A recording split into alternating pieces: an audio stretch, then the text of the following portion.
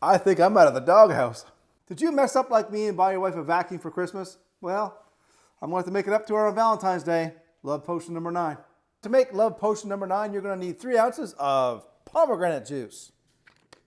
It's for the antioxidants.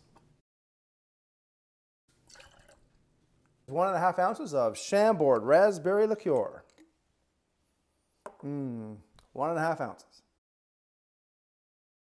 The perfect pour.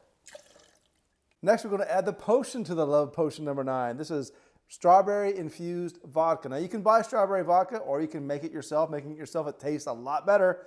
All this is 3 or 4 strawberries muddled up with some vodka, about 2 ounces worth.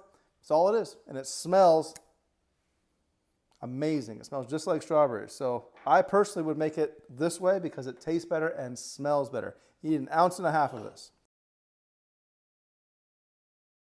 And pour that on in here. Now give it a shake. Look at that color. So let's say make love potion number 9. Let's give it the old college try. But before I do, you know what to do. Slap that follow button for me. Oh shit. That's pretty gosh damn good.